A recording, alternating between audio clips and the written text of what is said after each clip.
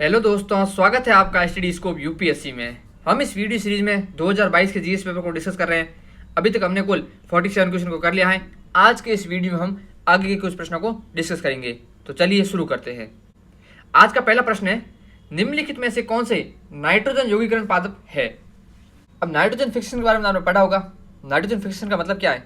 Nitrogen स्थिरीकरण उसका मतलब होता है रासायनिक प्रक्रिया जिसमें वायुमंडल में मौजूद आणविक नाइट्रोजन होती है, उसको अमोनिया या संबंधित नाइट्रोजन यौगिकों में परिवर्तन करना, उसे बोला जाता है नाइट्रोजन यौगीकरण। तो कौन से पादप है वो जो वायुमंडल नाइट्रोजन है उसको अमोनिया में चेंज करते हैं, ठीक है, वो हमें यहाँ पर बताना है किन में ये होता है। अब पादप में तो ये गुण होता नहीं है, करता कौन है? ये बैक्टीरिया करते हैं। अब ऐसे पादप जिनके साथ इन बैक्टीरिया का क्या होता है, सहजीवी संबंध होता है, तो वो होंगे नाइट्रोजन यौगीकरण पादप।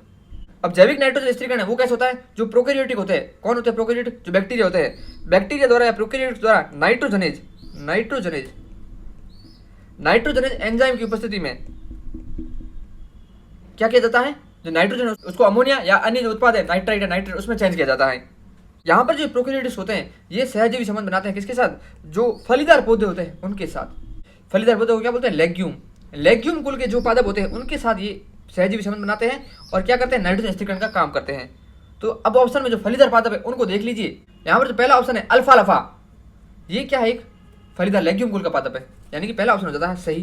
पहला ऑप्शन सही होने पर सी ऑप्शन एलिमिनेट हो जाता है। यहाँ पर जो पालक है, पालक में इस प्रकार की विशेषता नहीं पाई जाती। आप पालक का पता होगा, बाकी सारे में नहीं पता हो, लेकिन पालक का तो पता होगा ही होगा। पालक में इस प्रकार की आपने कभी पढ़ा ही नहीं होगा कि इस प्रकार जो नाइट्रोजन स्थिरीकरण में ये हेल्पफुल होता है, इसलिए सिक्स ऑप्शन को एलिमिनेट कर दीजिए। आंसर आ जाएगा सीधा ए, यानी कि पहला ऑप्शन, तीसरा चना और चौथा तिपतिया घास या क्लोवर, ये क्या करते हैं? नाइट्रोजन स्थिरीकरण का काम करते हैं। अब यहाँ पर नाइट्रोजन स्थिरीकरण है उनके जो अन्य पादप उनको देख लेते हैं। यहाँ पे अल्फा लफा है, इसको बोला जाता है नाइट्रोजन निर्धारण राजा, यानी सबसे अधिक जो नाइट्रोजन स्थिरीकरण करता है ये अल्फा लफा करता है। अन्य कौन से हो गए? तिपतिया घास, अरहर, मूंग दाल, चना, सेम, मटर, मूंगफली, मसूर, सोयाबीन, ये सभी क्या करते हैं? नाइट्रोजन स्थिरीकरण का काम करते हैं। और जो गैर फलीदार पादप है उसमें विलो हो गया, पाइलर हो गया, एजोला हो गया, ये सब पादप है, ये भी क्या करते हैं? नाइट्रोजन स्थिरीकरण का काम करते हैं। लोबिया भी क्या है? लेग्यूम कुल का है और ये भी क्या करता है? नाइट्रोजन स्थिरीकरण का काम करता है। ये तो होगी पादपों की बात। अब नाइट्रोजन फिक्सिंग बैक्टीरिया कौन कौन से होते हैं उनको हम देख लेते हैं। नाइट्रोजन फिक्सिंग बैक्टीरिया, उसमें आप एग्जाम्पल है वो याद रखना, पूछा जा सकता है। तो सबसे पहले तो राइजोबियम, नाम सुना होगा। राइजोबियम कुल के जो होते हैं बैक्टीरिया वो करते हैं। राइजोबियम हो गया, फ्रैंकिया, एजोस्पिरिलम हो गया, एजोस्पिरिलम, यहाँ पर आपका हर्बोस्पिरिलम हो गया, साइनोबैक्टीरिया जिसमें नॉस्टॉक एनाबिना आ गए, रोडोबैक्टर हो गया, फ्लेबेसिला हो गया, ये सब क्या करते हैं? ये नाइट्रोजन फिक्सिंग करने वाले बैक्टीरिया होते हैं। जो नाइट्रोजन है उसको किसमें चेंज करते हैं? अमोनिया पर या फिर अन्य यौगिकों में। लेकिन जो अमोनिया और नाइट्रेट या नाइट्रेट है उनको जो वापस नाइट्रोजन में चेंज करते हैं उनको बोला जाता है डी नाइट्रोजिंग बैक्टीरिया। तो स्यूडोमोनास है, स्यूडोमोनास है वो डी नाइट्रोफाइजिंग बैक्टीरिया है। नाइट्रोजन चक्र तो इस प्रकार होता है जहां पर क्या वायुमंडल नाइट्रोजन होता है उसको नाइट्रोजन फिक्सिंग बैक्टीरिया किसमें? अमोनिया, नाइट्रेट में चेंज करते हैं और ये नाइट्रेट है इसको वापस डी नाइट्रिफिकेशन के माध्यम से वापस NO2 में चेंज कर दिया जाता है। यानी कि यहाँ पर जो ये चक्र है इसमें नाइट्रोजन की मात्रा संतुलित रहती है। लेकिन अब क्या हुआ है? यूरिया का प्रयोग से ये जो संतुलन ये बिगड़ रहा है। तो यहाँ पर हमने नाइट्रोजन यौगिकरण पादप है उनको देख लिया, कौन से बैक्टीरिया आते हैं उनको भी देख लिया, साथ ही में नाइट्रोजन चक्र के बारे में भी थोड़ा देख लिया। चलते हैं अगले प्रश्न पर। अगला प्रश्न है, निम्नलिखित स्थितियों में से किस एक में जैव सेल प्रौद्योगिकी या बायोरिएक्टर टेक्नोलॉजी की बातें होती हैं? यहाँ पर पूछा गया बायोरॉक टेक्नोलॉजी के बारे में। इस प्रश्न को भी किया जा सकता था। यहाँ पर वर्ड आया है बायो और रॉक, यानी कि ऐसी चट्टान जो किसी बायोलॉजिकल पदार्थों से बनी होती है, यानी कि किसी जीवों से बनी होती है। तो ऐसी चट्टान कौन होती है? वो होती है प्रवाल। जो प्रवाल होते हैं, प्रवाल चट्टान होती है, पॉलिप्स होते हैं, उनसे बनती है। तो ये क्या होगी? ये होगी बायो रॉक, ठीक है। अब इससे संबंधित यहाँ पर जो ऑप्शन है उसको आप देख लीजिए। पहला ऑप्शन देखिए, क्षतिग्रस्त प्रवाल भित्तियों, कोरल रीफ, प्रवाल के बारे में आगे बात। दूसरा, पादप अवशिष्टों का प्रयोग कर भवन निर्माण, एकदम गलत बात। सेल गैस के अन्वेषण निष्कर्षण के लिए क्षेत्रों की पहचान करना, ये भी नहीं। वन संरक्षित क्षेत्रों में जंगली पशुओं के लिए लवण लेहिका या सॉल्ट लिक्स उपलब्ध कराना, ये भी नहीं। यहाँ पर प्रवाल कहाँ आया है? ए के अंदर। आपको कुछ नहीं पता बायोरॉक टेक्नोलॉजी के बारे में, लेकिन आप इतना यहाँ पर आइडिया लगा सकते हो। बायोरॉक शब्दों को तोड़कर देखिए, यही यूपीएससी का मेन जो पेपर सॉल्व करने का तरीका है। यहाँ पर जो वर्ड आते हैं उनको तोड़ तोड़ कर देखिए, आपको आंसर मिल जाएगा। अब हम बायोरॉक टेक्नोलॉजी है उसके बारे में देख लेते हैं। बायोरॉक टेक्नोलॉजी जिसे बोला जाता है खनिज अभिवृद्धि प्रौद्योगिकी बोला जाता है, इसको सीमेंट टेक्नोलॉजी बोला जाता है, इसको सीक्रीट टेक्नोलॉजी भी बोला जाता है। समुद्र जल में घुले हुए खनिज लवणों के विद्युत संचलन द्वारा निर्मित पदार्थों का नाम बायोरॉक है, यानी खनिज लवण जैसे कैल्शियम हो गया, कार्बोनेट हो गया, ये खनिज लवण है, ये जब आपस में मिलते हैं कैल्शियम कार्बोनेट बनता है। और प्रवाल है वो किससे बने होते हैं, वो कैल्शियम कार्बोनेट से ही बने होते हैं। जिस तकनीक के जरिए बायोरॉक का निर्माण किया जाता है उसे बायोरॉक टेक्नोलॉजी बोलते हैं। यूज क्या इसको, प्रवाल भित्ति के पुनर्निर्माण में कृत्रिम रूप से CaCO3 का निर्माण करना, कैल्शियम कार्बोनेट का निर्माण करना। इसी कैल्शियम कार्बोनेट से क्या है, प्रवाल भित्ति का निर्माण होता है। इसका यूज कैसे किया जाता है उसको देखते हैं। बायोरॉक टेक्नोलॉजी में क्या होता है, इसमें एक स्टील स्ट्रक्चर को सी बेड में लगाया जाता है। जो ये मान लीजिए समुद्र है और समुद्र तल है यहाँ पर, ठीक है, ये क्या समुद्र तल गहराई में नहीं है, जो किनारा है उसके पास में, यहाँ पर क्या किया जाता है, स्टील स्ट्रक्चर लगाया जाता है, ठीक है। और उसमें क्या किया जाता है, पावर सोर्स इसको जोड़ दिया और यहाँ पर पावर भेजी। तो ये पावर भेजी तो यहाँ पर क्या होता है, एक धनावेशित एनोड होता है, एक होता है ऋणावेशित कैथोड होता है, उसके बीच विद्युत धारा का प्रवाह होता है। तो इसमें विद्युत धारा का प्रवाह होता है तो कैल्शियम आयन है और कार्बोनेट आयन है उसके साथ जुड़कर कहाँ, कैथोड पर जमा हो जाते हैं। कैल्शियम कार्बोनेट क्या है, कैथोड पर जमा हो गए हैं, चिपक गए हैं, यहाँ तो ठीक है। इस प्रक्रिया में कैल्शियम कार्बोनेट का निर्माण होता है। जो कैथोड होता है वहाँ पर कैल्शियम और कार्बोनेट जुड़कर क्या बनाता है, कैल्शियम कार्बोनेट बनाते हैं। प्रवाल के लार्वा हैं वो इस कैल्शियम कार्बोनेट पर चिपक जाते हैं। यहाँ पर जो कैल्शियम कार्बोनेट बना है उस पर चिपक गए और जो कैल्शियम कार्बोनेट निर्माण गति है उसको बढ़ा दिया, गति को तेज कर दिया। टूटे हुए प्रवाल के टुकड़े बायो स्ट्रक्चर पर बन जाते हैं और अपने वास्तविक वृद्धि की दर से 4 या 6 गुना अधिक वृद्धि से बढ़ते हैं। तो इसे बोला जाता है बायो रॉक टेक्नोलॉजी, यानी कि कृत्रिम रूप से क्या है, प्रवाल का निर्माण करना। यहाँ पर आंसर होता है ए। चलते हैं अगले प्रश्न पर। अगला प्रश्न है, मियावाकी पद्धति किसके लिए विख्यात है। जो मियावाकी पद्धति है इसका उपयोग किया जाता है शहरी वनों की वृद्धि के लिए, शहरी वनों के निर्माण के लिए। मियावाकी पद्धति है, इसका मियावाकी नाम से पता चला ये जापान से उत्पन्न हुई है, ठीक है। छोटे क्षेत्र के अंदर कम समय में अति सघन वन निर्माण पद्धति है मियावाकी पद्धति, और उसमें देसी प्रजातियों का यूज किया जाता है। तो यहाँ पर देखिए शहरी क्षेत्रों में लघु वनों का सृजन, आंसर हो गया सी। अब जो प्रश्न आने वाले वो सब हिस्ट्री के प्रश्न है। अगले 10 प्रश्न कंटिन्यू। अगला प्रश्न है, भारत सरकार अधिनियम 1919 में प्रांतीय सरकार के कार्य आरक्षित और अंतरित विषयों में अंतर्गत बांटे गए थे। निम्नलिखित में से कौन से आरक्षित विषय माने गए थे। बहुत ही आसान प्रश्न है। 1919 का जो अधिनियम था उसमें 2 भागों में जो विषय उनको बांट दिया, एक था आरक्षित और एक था अंतरित। आरक्षित तो रिजर्व था, रिजर्व जिनके लिए फैसला कौन लेता था, गवर्नर लेता था, गवर्नर और उसकी कार्यकारी परिषद होती थी वो फैसले लेती थी। यहाँ पर जो अंतरित विषय या फिर हस्तांतरित विषय या फिर ट्रांसपोर्ट विषय थे उसमें डिसीजन कौन लेता था, यहाँ पर लेता था गवर्नर प्लस भारतीय मंत्री। यहाँ पर भारतीय मंत्री होते थे वो सलाह देते थे, वो काम कौन करता था, गवर्नर करता था। अब सीधी सी बात है, नहीं पता तो भी कर सकते हैं। यहाँ पर बात की आरक्षित विषय कौन से हो गए, जो आरक्षित हो गए किसके पास, अंग्रेजों के पास, अंग्रेजों का टाइम था। और हस्तांतरित विषय या अंतरित विषय ट्रांसपोर्ट विषय कौन है, जो भारतीयों को दे दी गए, बस सीधे सा मतलब है। अब आरक्षित विषय कौन से होंगे, जो बहुत महत्वपूर्ण विषय होंगे वो आरक्षित होंगे, और जो लप्पू विषय होंगे कि भाई यहाँ कर लो, तुम भी कर लो, तुम भी थोड़ा देख लो, थोड़ा तुम भी सरकार चलाओ, सीखो हमारे से थोड़ा कैसे काम किया जाता है, तो वो विषय थे, वो थे अंतरित या ट्रांसपोर्ट विषय। इसमें कौन कौन से आते थे, इसमें जैसे शिक्षा हो गया, स्वास्थ्य, स्थानीय प्रशासन, उद्योग, कृषि, आबकारी, ये सारे विषय किसमें आते थे, अंतरित या ट्रांसपोर्ट में आते थे। जबकि आरक्षित और रिजर्व में कौन से विषय थे, इसमें थे कानून व व्यवस्था, वित्त, भू राजस्व, पुलिस, सिंचाई, खनिज संसाधन, ये सब आते थे आरक्षित विषय में। और यहाँ पर जो ट्रांसपोर्ट विषय थे या फिर अंतरित विषय थे, इनमें हस्तक्षेप करने की शक्ति किसके पास नहीं थी, कार्यकारी परिषद और गवर्नर के पास नहीं थी, ठीक है। और इसी को बोला जाता था द्वैध शासन व्यवस्था। द्वैध शासन व्यवस्था की स्थापना कब हुई थी, 1919 में हुई थी, और 1935 में इसको समाप्त कर दिया था। और जो 1919 का अधिनियम था उसमें क्या क्या प्रमुख बातें लाई गई थी, एक तो द्वैध शासन हो गया, दूसरी थी इसमें महिलाओं को इसमें सर्वप्रथम वोट दिया गया था। केंद्रीय व्यवस्था भी कहाँ है, उसको क्या द्विसदनी बना दिया, द्विसदनी। जो आज का लोकसभा और राज्यसभा है उसकी शुरुआत कहाँ हुई, 1919 अधिनियम में हुई थी। क्या बने था, एक तो केंद्रीय विधान परिषद और दूसरा राज्य परिषद। ये था मेनली भारत सरकार अधिनियम 1919, जिसको मॉन्टेग्यू चेम्सफोर्ड सुधार भी बोला जाता है। तो यहाँ पर आंसर क्या होगा वो देखते हैं। अभी हमने देखा था आरक्षित विषय कौन कौन से थे, न्याय प्रशासन, भू राजस्व और पुलिस। स्थानीय स्वशासन था वो ट्रांसपोर्ट विषय था, यानी कि जो दूसरा ऑप्शन है वो हो जाता है गलत। दूसरे ऑप्शन को एलिमिनेट किया तो आपका आंसर सीधा आ गया सी, 1, 3 और 4। चलते हैं अगले प्रश्न पर। अगला प्रश्न, मध्यकालीन भारत में सदफनन किसे निर्दिष्ट करता है।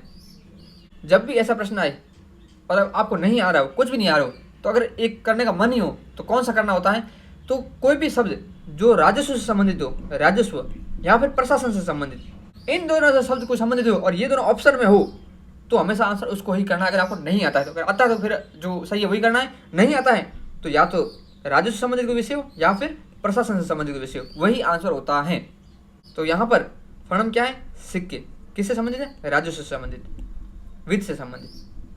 फणम है वो विजयनगर साम्राज्य में जारी एक सिक्का था, और ये किसका था? सोने का सिक्का होता था, और ये बहुत ही छोटे आकार का होता था। विजयनगर साम्राज्य 3 प्रकार के सिक्के जारी होते थे। एक तो होते थे वराहाब, एक था लोपकी, ये वर्ड वापस भी आ सकते हैं, ये किससे संबंधित है? ये भी सिक्कों से संबंधित है। और एक था फणम, ये सोने के होते थे और छोटे आकार के होते थे। विजयनगर के अलावा फणम को मराठा, मैसूर, कोचीन, त्रावणकोर, तूतीकोरिन, इन जो राजवंश थे, यहाँ पर जो राजा थे, उन्होंने भी जारी किए थे, और ये 1815 तक ये जारी किए जाते थे। तो यहाँ पर आंसर होता भी। चलते हैं अगले प्रश्न पर। अगला प्रश्न है, निम्नलिखित स्वतंत्रता सेनानियों पर विचार कीजिए और इनमें से कौन से गदर पार्टी के सक्रिय रूप से जुड़े हुए थे, सदस्य थे, वो हमें यहाँ पर बताना है।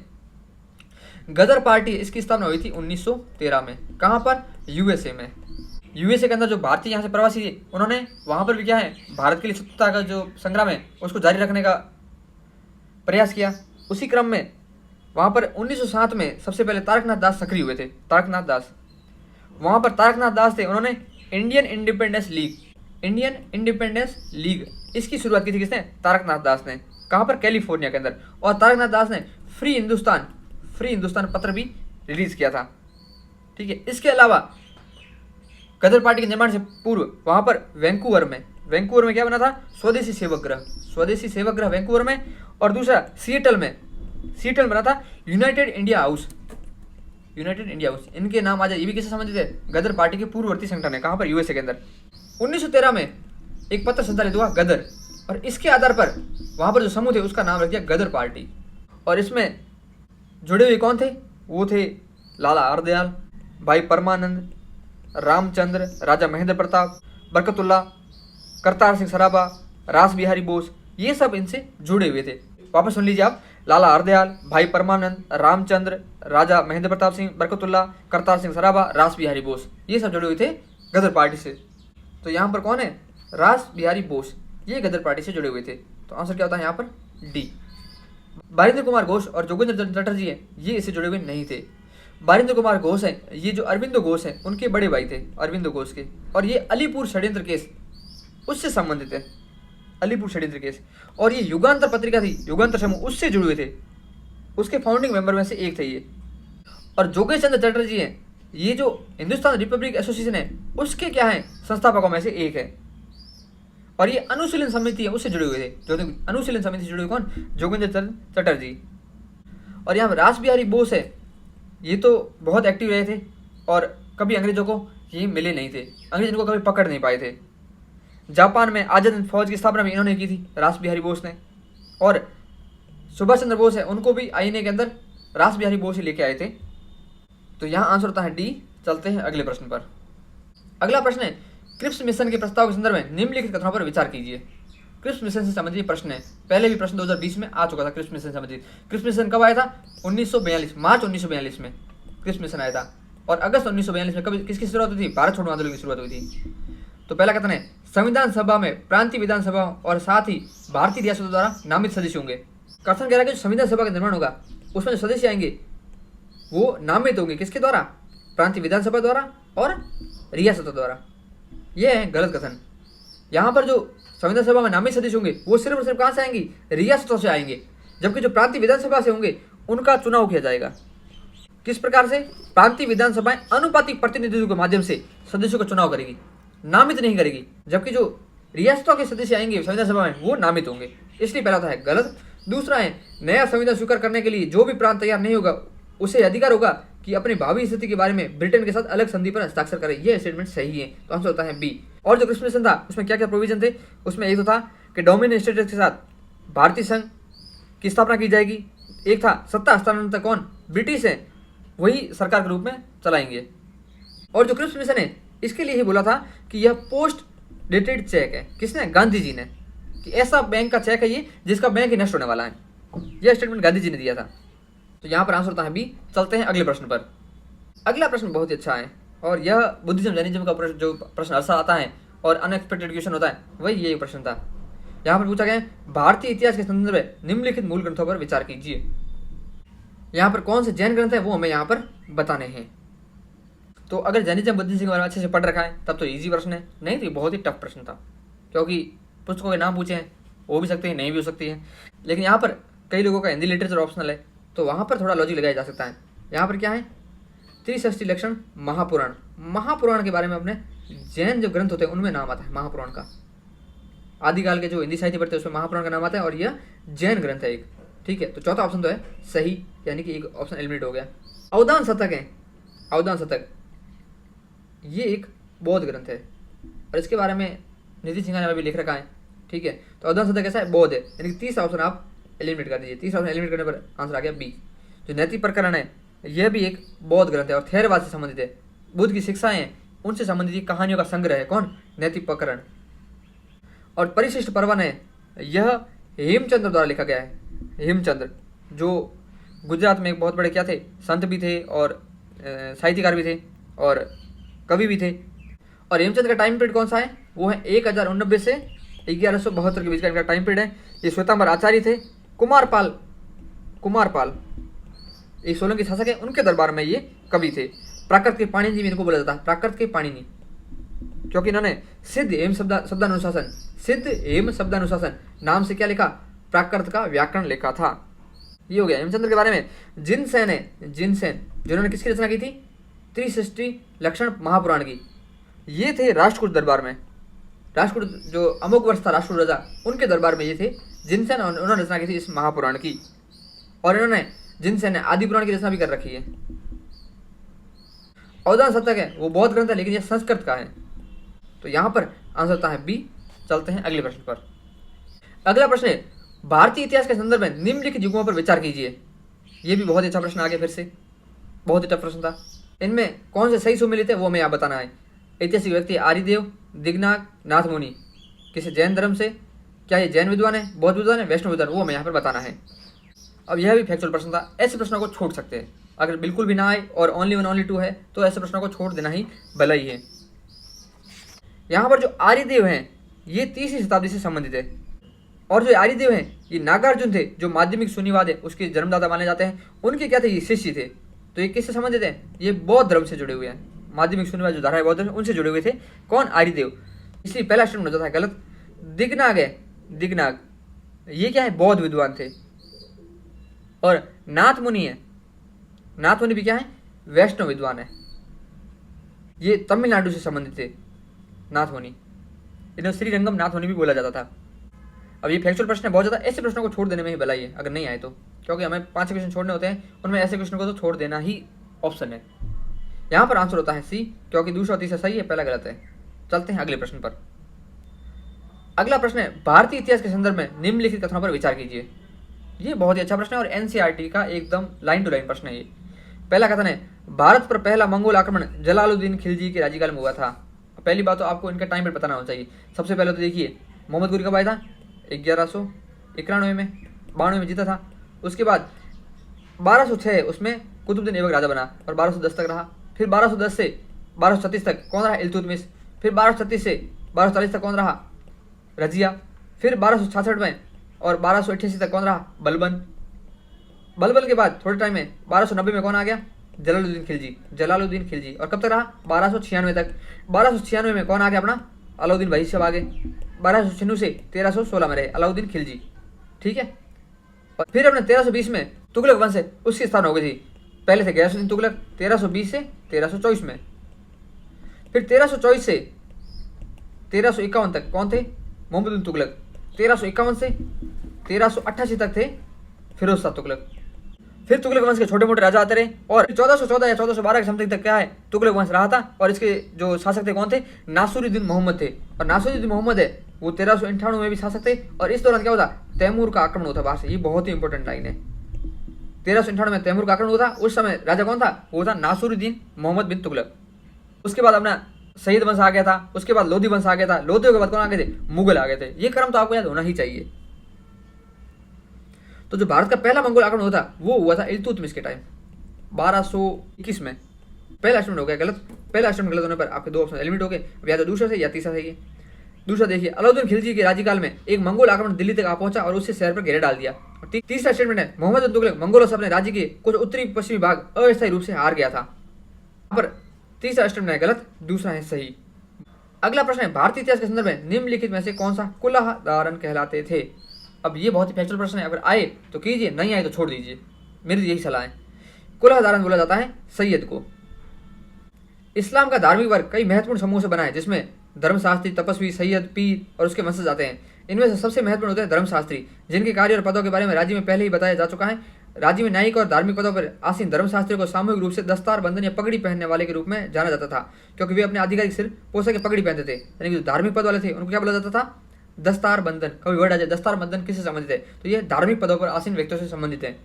सैयद लोग नुकीली टोपी पहनते थे और उसे क्या बोला जाता था, कुलह बोला जाता था।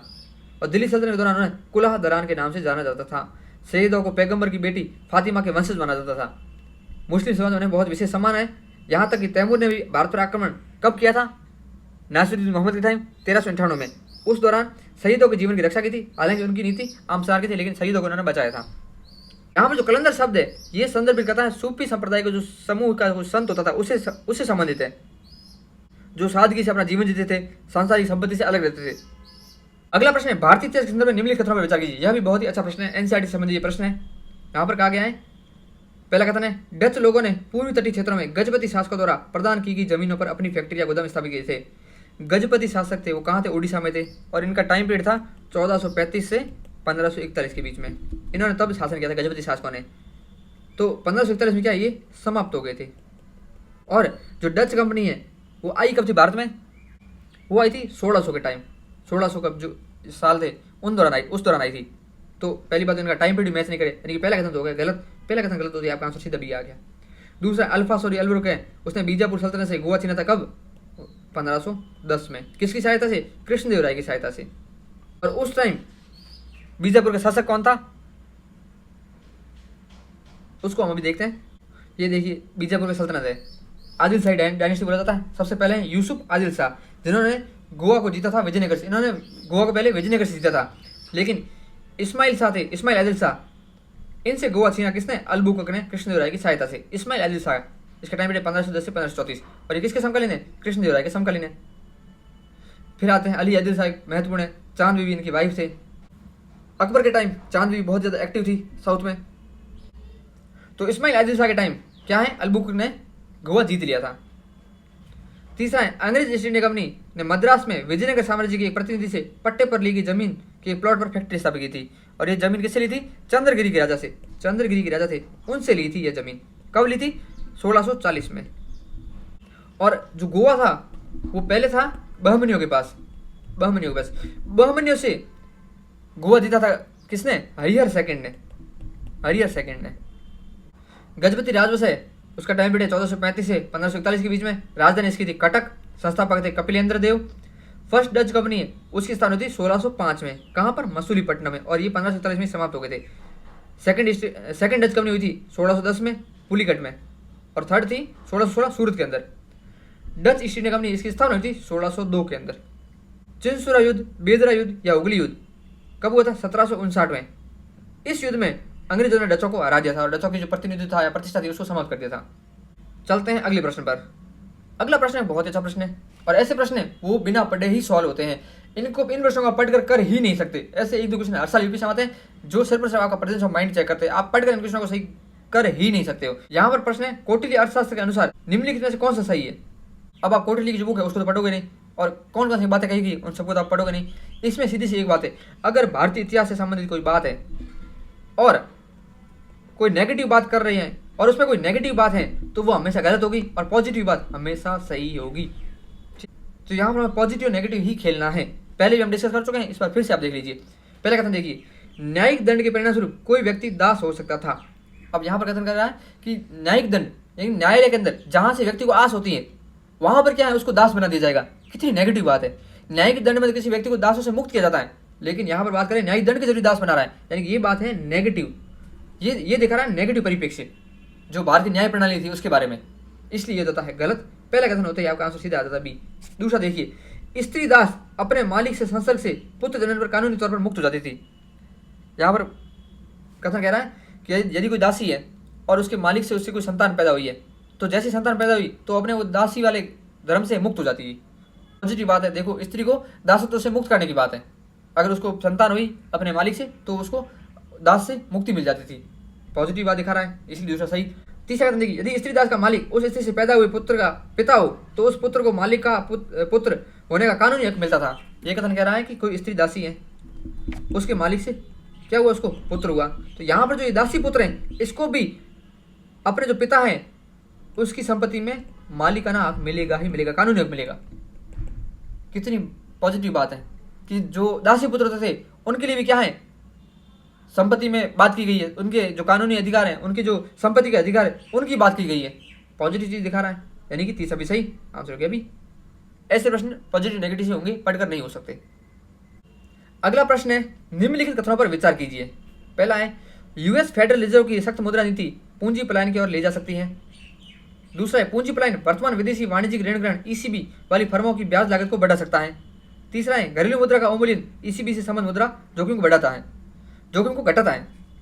उपयुक्त में से कौन से सही है वो हमें यहाँ पर बताने हैं। आसान प्रश्न है और इकोनॉमी का कोर कॉन्सेप्ट वाला यह प्रश्न है।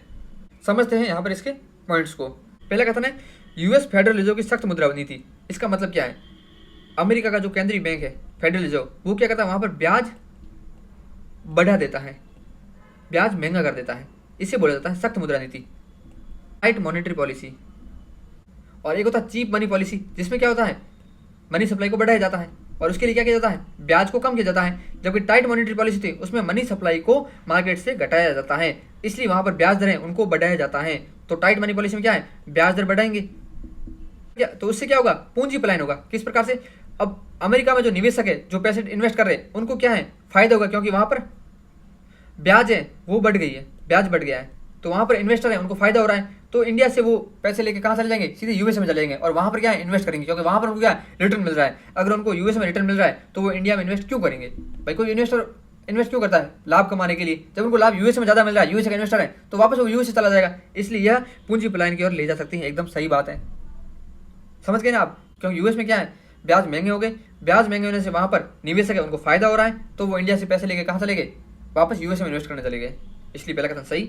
दूसरा है, पूंजी पलायन वर्तमान विदेशी वाणिज्यिक ऋण ग्रहण वाली फर्मों की ब्याज लागत को बढ़ा सकता है। और पूंजी पलायन होगा तो पूंजी पलायन किस रूप में होगा, डॉलर में होगा। तो डॉलर इंडिया से चले जाएंगे तो रुपए का क्या होगा, अवमूल्यन होगा, रुपए का अवमूल्यन होगा। डॉलर की डिमांड बढ़ेगी तो रुपए का अवमूल्यन होगा, रुपए का अवमूल्यन होगा तो जो ईसीबी है उनको क्या होगा, नुकसान होगा। अब ईसीबी का मतलब क्या है, ईसीबी क्या है, जैसे कोई कंपनी है वो क्या लेती है, भारत के किसी बैंक से लोन लेती है, ठीक है। अगर ये कंपनी विदेश से किसी बैंक से लोन लेती है, अमेरिका में जाकर वहां से लोन लेती है, उसे बोला जाता है एक्सटर्नल कमर्शियल बोरोइंग, ईसीबी। अब उसने कंपनी ने क्या है, अमेरिका से लोन लिया है, तो अब वो लोन किस में लिया है, डॉलर में लिया है, ठीक है। और भुगतान भी किस में करना पड़ेगा, डॉलर में करना पड़ेगा, डॉलर में, ठीक है। अब पूंजी पलायन हुआ है, पूंजी पलायन से क्या हुआ है, रुपए की कीमत है वो डॉलर की तुलना में गिर गई, रुपए का अवमूल्यन हो गया।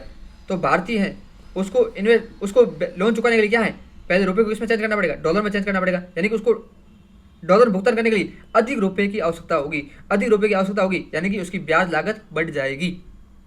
दूसरा स्टेटमेंट देता है सही। तीसरा स्टेटमेंट देखिए, घरेलू मुद्रा का अवमूल्यन ईसीबी से संबंध मुद्रा जोखिम को घटाता है। घटाता है कहाँ, अभी बढ़े, अभी हमने देखा कि जो घरेलू मुद्रा का अवमूल्यन हुआ तो मुद्रा जोखिम है उसको बढ़ा दिया, घटाया नहीं है। अवमूल्यन से क्या होता है, जो डॉलर की तुलना में रुपया गिर जाता है तो कम डॉलर के लिए अधिक रुपए देने पड़ते हैं, इसके कारण क्या होता है, मुद्रा जोखिम में वो बढ़ जाता है, घटता नहीं है। इसलिए आंसर होता है यहाँ पर ए। बहुत अच्छा प्रश्न था, एकदम कॉन्सेप्चुअल प्रश्न था, हमने कॉन्सेप्ट के साथ समझने का ट्राई किया है। चलते अगले प्रश्न पर। अगला प्रश्न है, निम्नलिखित राज्यों पर विचार कीजिए, आंध्र प्रदेश, केरल, हिमाचल प्रदेश, त्रिपुरा। उपयुक्त में से कितने आमतौर पर चाय उत्पादक राज्य के रूप में जाने जाते हैं। अब यह प्रश्न थोड़ा सा कॉन्ट्रोवर्शियल भी था और अगर इसको कहा जाए तो बहुत ही आसान प्रश्न था, ठीक है। अगर ऐसा प्रश्न आ जाए जिसमें बोला जाए चाय उत्पादक राज्य कौन से है, कॉफी उत्पादक राज्य कौन से है, ठीक है। अब क्या पता, अब हम जनरली चाय का उत्पादन कहाँ सुनते हैं, वेस्ट बंगाल, असम में और नॉर्थ ईस्ट साइड हो गया या फिर केरल के अंदर हो गया, वहाँ पर सुनते हैं। लेकिन हिमाचल में हम चाय का इतना सुनते नहीं। लेकिन हिमाचल में क्या है, कंडीशन चाय वाली, क्योंकि वहाँ पहाड़ है, वहाँ पर क्या है, वर्षा अच्छी खासी होती है, चाय उत्पादन हो सकता है, पॉसिबिलिटीज आर देयर, ठीक है। आंध्र प्रदेश है, वहाँ पर भी क्या है, पूर्वी घाट है, पहाड़ है, वर्षा अच्छी होती है किन किन क्षेत्रों में, तो वहाँ पर भी क्या है, पॉसिबिलिटीज आर देयर। त्रिपुरा तो हो ही गया, नॉर्थ ईस्ट का हो गया, और केरल तो है ही, तो आंसर क्या हो गया, डी। आंध्र प्रदेश का जो चित्तूर डिस्ट्रिक्ट है वहाँ पर चाय की खेती की जाती है।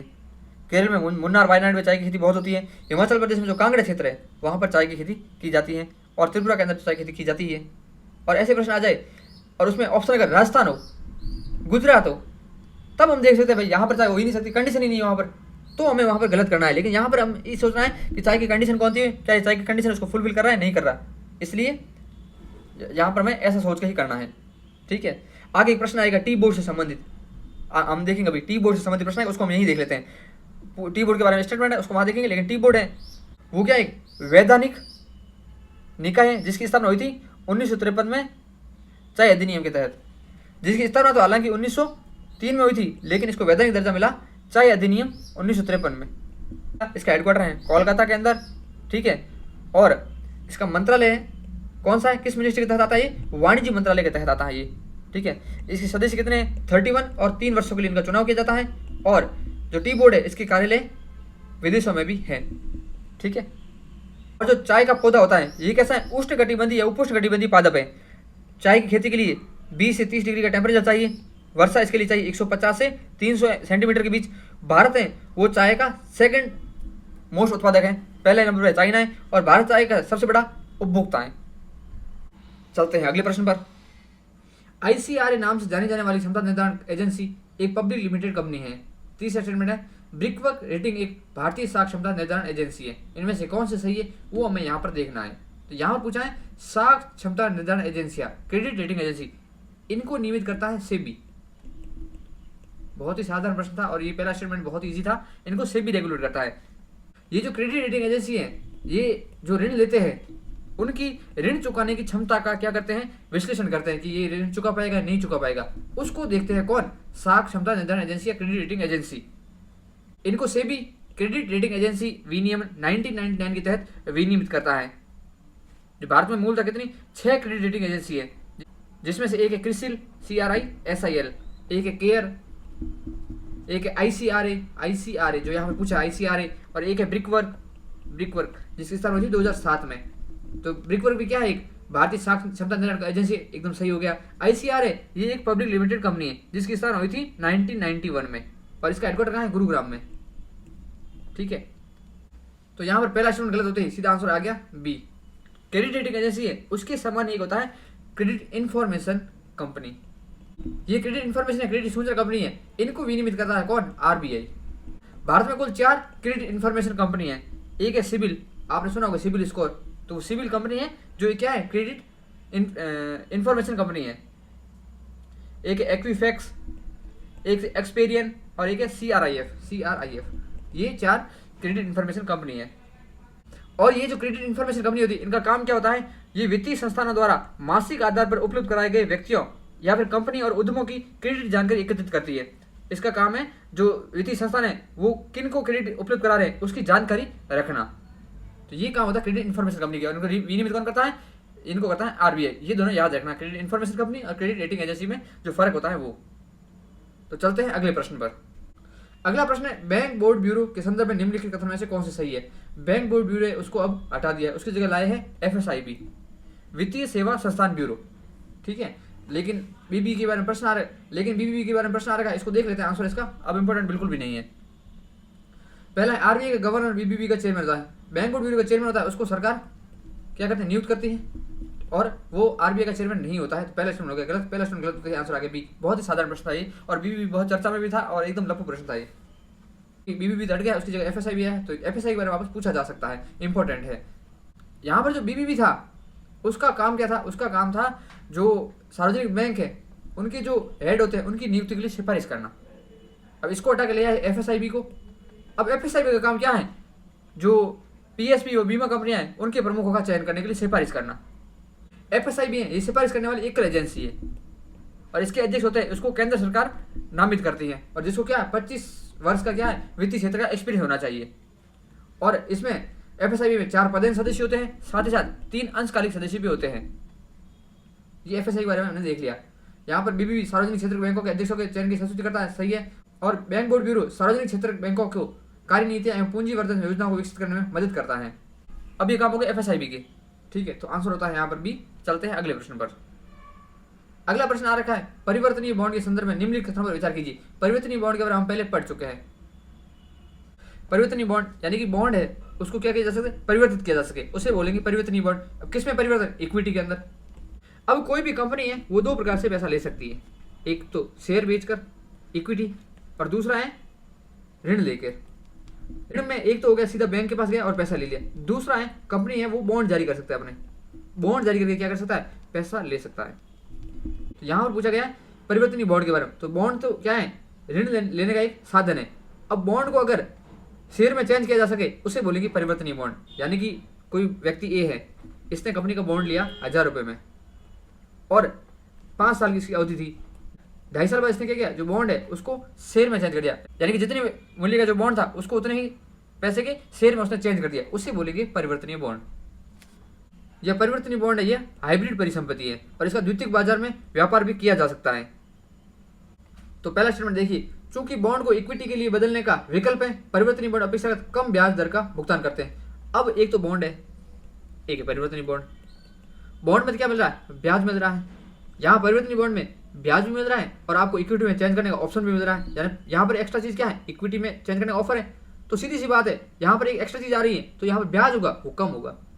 अब ऐसा थोड़ी होगा कि यहाँ ब्याज भी ज्यादा मिलेगा और इक्विटी में चेंज करने का ऑप्शन भी मिलेगा, ये तो कंपनी के लिए घाटा होगा ना। तो ये पॉसिबल नहीं चीज, अगर साधारण जनरल अंडरस्टैंडिंग से सोचे तो भी ये पॉसिबल नहीं है। इसलिए जो परिवर्तनीय बॉन्ड होते हैं उसका ब्याज है वो नॉर्मल जो बॉन्ड होते हैं उससे कम होता है, इसलिए पहला स्टेटमेंट हो जाता है सही। दूसरा स्टेटमेंट है, इक्विटी के लिए बदलने का विकल्प बॉन्ड धारक को बढ़ती उपभोक्ता कीमतों में सहलग्नता की मात्रा प्रदान करता है। अब आप इसको समझिए कि कोई व्यक्ति ए है, इसने लिया बॉन्ड, ठीक है, 5 साल का बॉन्ड लिया इसने। अब 5 साल बाद क्या हुआ, इन्फ्लेशन हो गया, यानी कि इसको जो पैसे मिलने वाले हैं ब्याज सहित उसकी वैल्यू है वो कम हो गई है, वैल्यू कम हो गई। लेकिन ए ने क्या है, परिवर्तनीय बॉन्ड लिया था, यानी कि अगर मुद्रास्फीति से पैसे की वैल्यू कम हो गई तो इसने क्या किया, कंपनी के शेयर ले लिए। इसने कहा मुझे पैसा चाहिए ही नहीं क्योंकि पैसे की वैल्यू कम हो गई। इसलिए यहाँ पर जो इक्विटी में, इसलिए यहाँ पर इक्विटी के लिए बदलने का जो विकल्प है वो बॉन्ड धारक को, जिसने बॉन्ड लिया है, जिसने पैसे कंपनी को दिए, उसकी उपभोक्ता कीमतों यानी कि जो महंगाई बढ़ रही है उसमें इंडेक्सेशन की मात्रा प्रदान करता है। इंडेक्सेशन का मतलब क्या है कि अगर यदि मुद्रास्फीति हो जाती है तो उसके प्रभाव को समायोजित करना, सहलग्नता इंडेक्सेशन का मतलब ये होता है। इसलिए दूसरा कथन हो जाता है सही, आंसर होता है सी। चलते हैं अगले प्रश्न पर। अगला प्रश्न है, निम्नलिखित पर विचार कीजिए। यहाँ पर 3 संस्थानों का नाम दे रखे हैं, इनमें से भारत किसका सदस्य है वो हमें यहाँ पर बताना है। एशियाई अवसर निवेश बैंक, प्रक्षेपास्त्र प्रौद्योगिकी नियंत्रण व्यवस्था, मिसाइल टेक्नोलॉजी कंट्रोल एजेंसी और संघीय सहयोग संगठन। इनमें जो भारत है वो इन तीनों का सदस्य है, एआईबी का भी, एमटीसीआर का भी और एसयू का। बहुत एशियाई अवसंरचना विकास बैंक एआईआईबी, इसकी स्थापना हुई 2016 में। इसके सदस्य हैं 109 देश। एआईआईबी है वो राइवल है किसका, आईएमएफ, वर्ल्ड बैंक और एशियन डेवलपमेंट बैंक का, जिसकी स्थापना हुई 1966 में और इसका हेडक्वार्टर मनीला के अंदर। इसमें सबसे अधिक शेयर यूएसए और जापान के पास है, उसके बाद चाइना के पास, उसके बाद है इंडिया के पास। मोस्टली G20 के देश है वो एआईबी के सदस्य है। ऐसा पूछ सकता है कि एआईबी के इनमें से कौन से G20 देश सदस्य नहीं है, तो बहुत ही अच्छा प्रश्न बनता है ये। तो हम यहाँ पर देख लेते हैं, मोस्टली G20 के जो देश है वो एआईबी के सदस्य हैं, लेकिन जो अफ्रीकन यूनियन हो गया, जापान, यूएसए, यूरोपियन यूनियन व मैक्सिको एआईआईबी के सदस्य नहीं है। इसका हेडक्वार्टर है बीजिंग में। एसयू का भी हेडक्वार्टर कहाँ है, बीजिंग ही है। जबकि जो ब्रिक्स है उसका हेडक्वार्टर कहाँ है, वो है संघाई में। इसमें जो शेयर धारक है सबसे ज्यादा वो है चाइना, उसके बाद भारत, तीसरे नंबर रशिया और चौथे नंबर में जर्मनी। ये भी आप याद रखना, इंपॉर्टेंट है, पूछ सकता है यूपीसी। एआईआईबी है वो भारत के कौन से प्रोजेक्ट को फंड करता है, उसमें है Mumbai urban transport project, Andhra Pradesh rural road project और urban water supply project, Assam power project, Delhi Meerut regional rapid transit system, national investment and infrastructure fund NIIF, इनको फंड करता है एआईआईबी। दूसरा था संघीय सहयोग संगठन एसयू, इसकी स्थापना हुई 2001 के अंदर। इसके सदस्य कुल 10। अभी हाल ही में इसका नया सदस्य बना है बेलारूस, 10वां सदस्य इसका। चीन, कजाकिस्तान, किर्गिस्तान, रूस, Uzbekistan, Bharat, Pakistan, Iran, Belarus, Tajikistan. Turkmenistan इसका मेंबर नहीं है, ये बात आप याद रखना, तुर्कमेनिस्तान मेंबर नहीं है। इसका हेडक्वार्टर है बीजिंग में। अब नाम इसका क्या है, संघाई कॉर्पोरेशन, लेकिन हेडक्वार्टर कहाँ है इसका, बीजिंग में। कभी इसका हेडक्वार्टर संघाई मत कर देना गलती से भी। पर्यवेक्षक है मंगोलिया और अफगानिस्तान। क्षेत्रीय आतंकवाद विरोधी संगठन इसका एक संगठन है रेड्स, जिसका हेडक्वार्टर है ताशकंद, उज्बेकिस्तान, जो आतंकवाद के विरुद्ध खड़ा है। तीसरा था missile technology control regime MTCR. 35 देशों के बीच क्या है, अनौपचारिक व स्वैच्छिक साझेदारी है, कोई औपचारिक नहीं है, अनौपचारिक व स्वैच्छिक साझेदारी है। इसका उद्देश्य 300 किलोमीटर से अधिक दूरी तक और 500 केजी से अधिक भार ले जाने में सक्षम मिसाइल व मानव रहित हवाई वाहन प्रौद्योगिकी के प्रसार को रोकना है। ठीक है, 300 किलोमीटर से अधिक दूरी और 500 केजी से अधिक भार ले जाने वाले मिसाइल और जो मानव रहित हवाई वाहन है उनके प्रसार को रोकना। इस प्रकार जो एमटीसीआर के सदस्य देश है उनको एमटीसीआर द्वारा नियंत्रित जो मिसाइलें हैं, कौन सी 300 किलोमीटर और 500 केजी वॉलेट से अधिक वाली, और जो मानव रहित हवाई वाहन है, इन प्रणालियों को गैर सदस्य को आपूर्ति करने पर प्रतिबंध है। भारत 2016 में इसका मेंबर बन गया और भारत इसके माध्यम से क्या है, जो अपने मिसाइल वगैरह हैं वो सदस्य देशों को भेज सकता है। स्थापना इसकी कब हुई थी? 1987 में G7 के देशों द्वारा। 1992 में इसका ध्यान सभी प्रकार के सामूहिक विनाश के हथियार की डिलीवरी के लिए मिसाइलों के प्रसार पर केंद्रित हो गया। कानूनी रूप से क्या बाध्यकारी नहीं है, ठीक है। भारत को 2016 में इसका 35 सदस्य बना। चीन इस व्यवस्था का सदस्य नहीं है, ये बात आप याद रखना।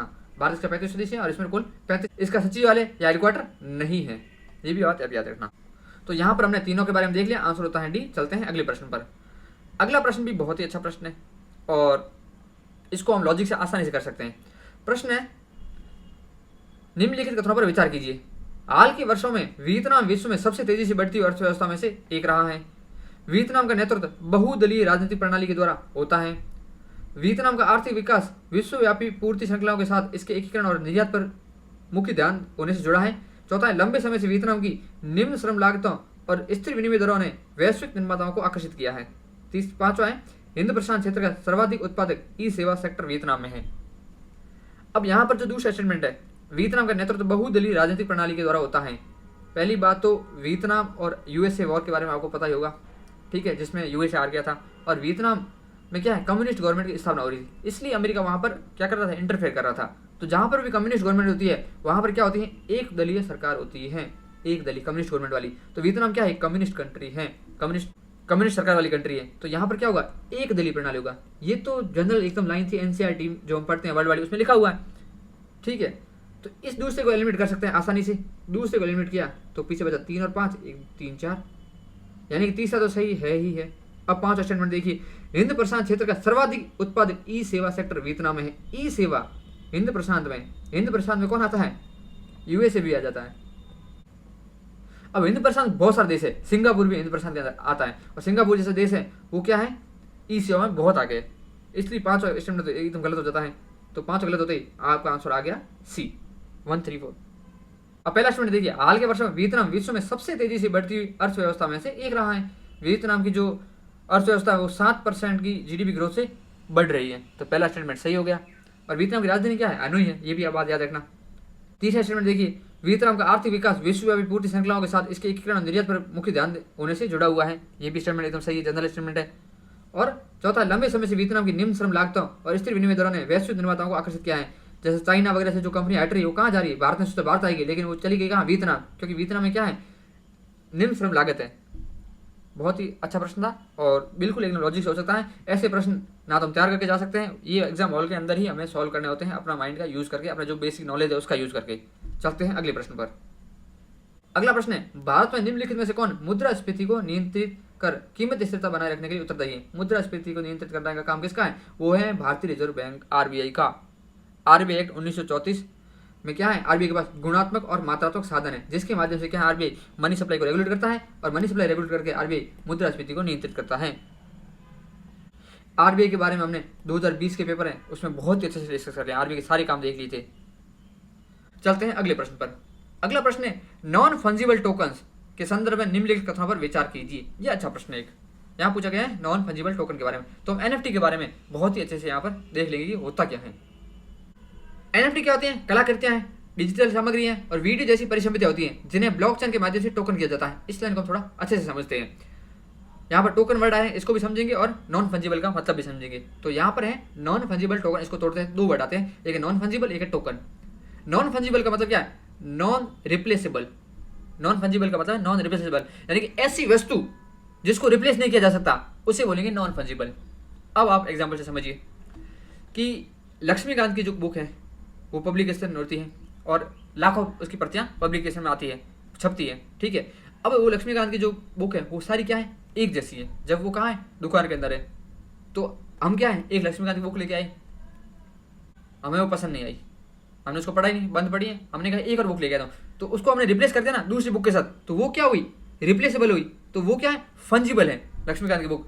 लेकिन हुआ क्या, लक्ष्मीकांत लिख के आ गया और मैंने उसको 1 साल पढ़ा, मैंने उसको हाईलाइट किया, मैंने उसमें अपने जो शॉर्ट नोट्स है वो भी साथ साथ ऐड किए और उसको अच्छे से हाईलाइट किया।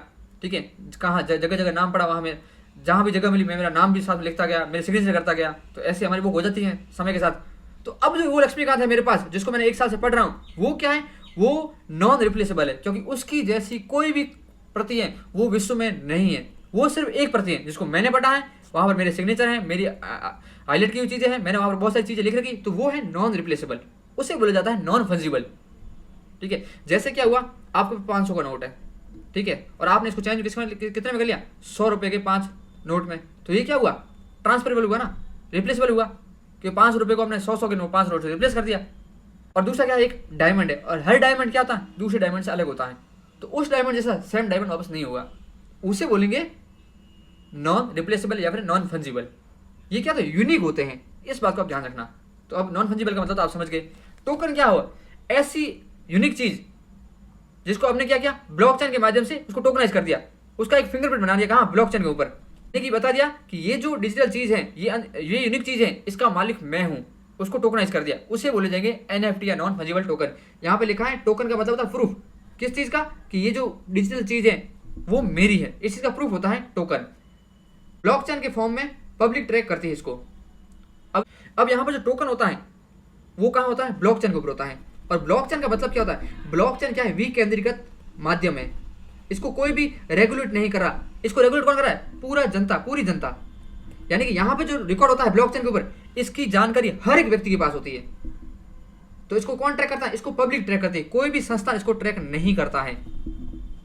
और टोकन को डिजिटल लेजर पर संग्रहित किया जाता है। डिजिटल लेजर का मतलब क्या है, जब ब्लॉकचेन में ब्लॉक ऐड होते हैं तो ये ब्लॉक की जो संरचना होती है, इससे बोला जाता है डिजिटल लेजर, लेजर प्रणाली बोला जाता है इसको। तो टोकन क्या हो गया, एक इनक्रिप्शन फंक्शन के माध्यम से मेटाडेटा से बनाई गई अद्वितीय पहचान कोड है। ये टोकन एक कोड है। नॉन फंजिबल का मतलब ऐसी यूनिक चीज जिसका एक कोड बन जाता है, जिससे पता चलता है कि वो सिर्फ आपकी है या फिर वो एक विशिष्ट है, उसकी जैसी कोई कृति विश्व में उपलब्ध नहीं है, उसे बोला जाता है नॉन फंजिबल टोकन। एनएफटी अद्वितीय क्रिप्टोग्राफिक टोकन है जो ब्लॉकचेन पर मौजूद होते हैं और उनकी प्रतिकृति नहीं बनाई जा सकती है। अब ब्लॉकचेन की प्रतिकृति नहीं क्यों नहीं बनाई जा सकती है, ये हम पहले डिस्कस कर चुके हैं। कब, जब हमने 2020 का पेपर डिस्कस किया था, वहां पर हमने ब्लॉकचेन टेक्नोलॉजी को बहुत ही अच्छे से डिस्कस किया था। अगर नहीं देखा आपने तो आप 2020 की सीरीज पूरी देखिए, आपको और भी कई चीजें वहां पर मिलेगी। क्रिप्टोग्राफिक टोकन, डिजिटल संपत्ति जो क्रिप्टोग्राफिक तकनीकों का उपयोग करके ब्लॉकचेन पर संग्रहित की जाती है, उसे बोला जाता है क्रिप्टोग्राफिक टोकन। एनएफटी का उदाहरण क्या हो सकता है, फोटोग्राफी हो सकती है, खेल से जुड़ा हुआ व्यक्ति की जो प्रतियां वो हो सकती हैं, ट्रेडिंग कार्ड हो सकता है, वीआर हो सकता है, डोमेन नाम, जैसे मेरी वेबसाइट बनाता हूँ मैं studscope.upsc.com, तो उसका डोमेन नेम होगा, वो एक होगा, यूनिक होगा, उसको मैं ब्लॉकचेन में जोड़ सकता हूँ, टोकन बना सकता हूँ उसका, तो वो क्या होगा, एनएफटी होगी। अब हम चलते हैं प्रश्न पर। वे भौतिक परिसंपत्तियों के अंकीय निरूपण डिजिटल रिप्रेजेंटेशन को सुकर बनाते हैं। अभी हमने कहा था कोई भौतिक चीज है, कोई फोटो, उसको मैंने क्या किया, इमेज ली और उसको कहाँ डाल दिया, ब्लॉकचेन पे डाल दिया। अब उसका क्या हो गया, डिजिटल रिप्रेजेंटेशन हो गया ना, तो उसको आसान बना दिया, बिल्कुल सही है पहला पॉइंट। दूसरा है वे अनन्य क्रिप्टोग्राफिक टोकन है जो किसी ब्लॉकचेन में विद्यमान है। अभी हमने देखा ये क्रिप्टोग्राफिक टोकन होते हैं, तो दूसरा स्टेटमेंट है सही। तीसरा स्टेटमेंट है उनका तुल्यता पर व्यापार या विनिमय किया जा सकता है और इसलिए उनका वाणिज्यिक लेन देन के माध्यम के रूप में इस्तेमाल किया जा सकता है। इसका मतलब है कि कोई एक एनएफटी है, ठीक है, उसको दूसरे एनएफटी में चेंज किया जा सकता है, इसका ये मतलब है। ऐसा पॉसिबल नहीं है। एक एनएफटी है वो अपने आप में क्या यूनिक है, दूसरा एनएफटी उससे यूनिक है, दोनों को एक दूसरे से चेंज नहीं किया जा सकता, ये इररिप्लेसेबल होते हैं। इसलिए तीसरा कथन हो जाता है गलत, आंसर आता है ए। यानी इनका वाणिज्यिक लेन देन के माध्यम से इस्तेमाल आसानी से नहीं किया जा सकता कि भाई आपने जाके एक एनएफटी दी और बोला कि मुझे 10 किलो सोना, 10 किलो मेरे को दाल दे दो, 10 किलो चावल दे दो, ये पॉसिबल नहीं है, क्योंकि हर एक एनएफटी का मूल्य क्या बहुत यूनिक होता है। जैसे हमने 500 रुपये का नोट लेके गए और 100 रुपये का नोट लेके गए, तो हमने वहाँ से सामान खरीद लिया क्योंकि उसकी वैल्यू पता है, फिक्स है।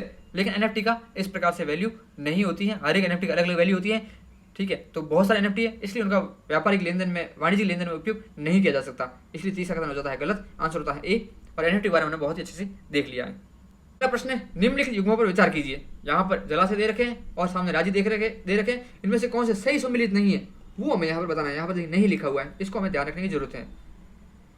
तो सबसे पहला है घाट प्रवाह। घाट प्रवाह है कर्नाटक में है, यानी कि पहला स्टेटमेंट हो जाता है गलत।